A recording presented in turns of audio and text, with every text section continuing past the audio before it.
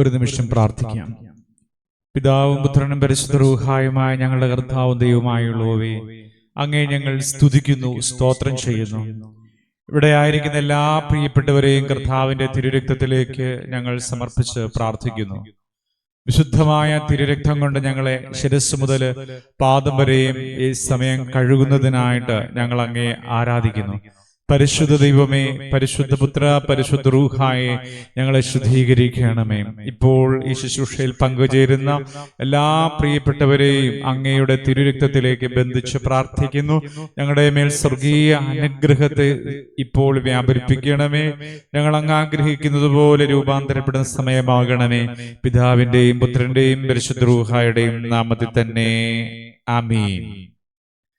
തന്നുയിരേ പാപികൾക്കായി തന്നവനാ നീ ഇനിയും, തന്നുയിരേ പാപികൾക്കായി തന്നവനാ നീ ഇനിയും, തള്ളിടുമോ ഏഴയെന്നേ തീരുമോ നിൻ സ്നേഹമെന്നിൽ, തള്ളിടുമോ ഏഴയെന്നേ തീരുമോ നിൻ സ്നേഹമെന്നിൽ. അപ്പോസ്തല പ്രവൃത്തികൾ 7-ാം അധ്യായം 14-ാം വാക്യമാണ് പരിശുദ്ധാത്മാവ് നമുക്ക് നൽകിയിരിക്കുന്ന വാക്യം. അവരിൽ ഒരുത്തൻ അന്യായം ഏൽക്കുന്നത് കണ്ടിട്ട് അവനും തുണ നിന്ന് മിസ്രയീമിനെ അടിച്ചു കൊന്നു. മോശ ഫറവോന്റെ പുത്രിയുടെ മകനായി വളർത്തപ്പെടുകയായിരുന്നു.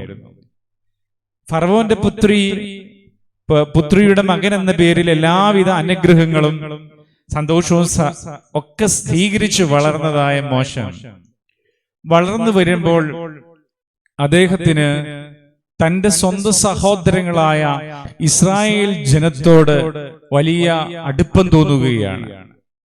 എന്തുകൊണ്ടായിരിക്കും അങ്ങനെ ഒരു അടുപ്പം തോന്നിയത്? മോശയുടെ ജനനം മുതലേ ദൈവം അവനെ വേർതിരിച്ചിരുന്നു. മോശയെ ദൈവം സംരക്ഷിച്ച് വളർത്തുകയായിരുന്നു.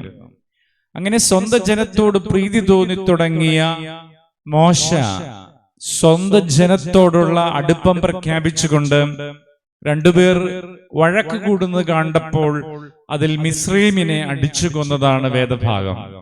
പരിശുദ്ധാത്മാവ് നമ്മോട് പറയുന്നത്, നമ്മുടെയൊക്കെ മനസ്സിൽ മോശയ്ക്ക് സ്വന്തം ജനത്തോട് ചേരാനുണ്ടായ ആഗ്രഹം പോലെ ഒരാഗ്രഹം ഇപ്പോൾ ജനിക്കുന്നുണ്ടോ?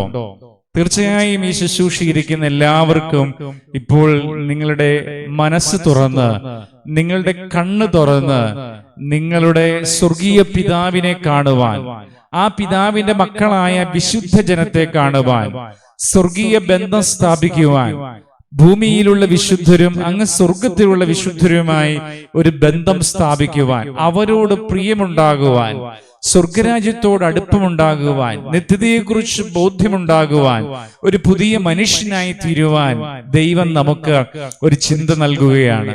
ഇപ്പോൾ നിങ്ങളുടെ ഉള്ളിൽ പരിശുദ്ധാത്മാവ് ദൈവത്തോട് ചേരാനുള്ള ആഗ്രഹം നൽകുമ്പോൾ, നിങ്ങൾ അപ്രകാരമായി മാറുമ്പോൾ നിങ്ങളുടെ ജീവിതത്തിന്റെ എല്ലാവിധ പ്രയാസങ്ങളും ബുദ്ധിമുട്ടുകളും ഒക്കെ അവിടെ തീരുകയാണ്. എന്തുകൊണ്ടാണ്? ഒരുവൻ ക്രിസ്തുവിലായാൽ പുതിയ സൃഷ്ടിയാണ്. മുമ്പേ അവന്റെ രാജ്യവും നീതിയും അന്വേഷിക്കുന്ന പ്രകൃതം, അതായത് ദൈവത്തോട് ചേരാനുള്ള, ദൈവജനത്തോട് ചേരാനുള്ള, വിശുദ്ധരോട് ചേരാനുള്ള ആഗ്രഹമുണ്ടായാൽ അവൻ അനുഗ്രഹിക്കപ്പെട്ടു എന്നതാണ് അർത്ഥം. അവന്റെ ബാക്കിയുള്ള എല്ലാ കാര്യങ്ങളും നിയന്ത്രിക്കുവാൻ സ്വർഗീയ മാലാഖമാരുണ്ടാകും, വിശുദ്ധ ബന്ധമുണ്ടാകും, പരിശുദ്ധാത്മാവിന്റെ ഡയറക്ഷൻ ഉണ്ടാകും. നിങ്ങൾ തകർന്നവരും വേദനിക്കപ്പെട്ടവരും രോഗബാധിതരും ദുരിതത്തിൽ ജീവിക്കുന്നവരുമായിരിക്കാം. പക്ഷേ ദൈവം നിങ്ങളുടെ കണ്ണു തുറക്കുന്നു. സ്വന്തം ജനത്തോട് ചേരാനുള്ള ആഗ്രഹം ഇപ്പോൾ നിങ്ങളുടെ ഉള്ളിൽ പരിശുദ്ധാത്മാവ് തരുന്നു. നമുക്ക് പ്രാർത്ഥിക്കാം. കർത്താവേ, ഏറെ വിഷമത്തോടും പ്രതിസന്ധിയോടും വേദനയോടും കൂടിയിരിക്കുന്ന ജനത്തെ അനുഗ്രഹിച്ച് പ്രാർത്ഥിക്കുന്നു.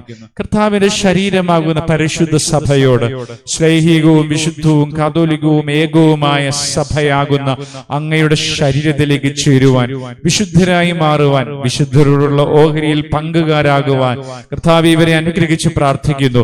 ഈ പ്രിയപ്പെട്ടവരുടെ മനസ്സ് ഇപ്പോൾ ദൈവത്തിലേക്ക് ചായട്ടെ. കർത്താവിന്റെ സ്നേഹം അവരിൽ നിറയട്ടെ. ഇവർ ശുശ്രൂഷിക്കപ്പെടട്ടെ. ഇവരുടെ അകൃത്യം മോചിക്കപ്പെടട്ടെ. ഇവരുടെ പാപം മാറിപ്പോകട്ടെ. ഇവർ ഒരു പുതിയ സൃഷ്ടിയാകട്ടെ. ഇവരുടെ രോഗം സൗഖ്യമാകട്ടെ.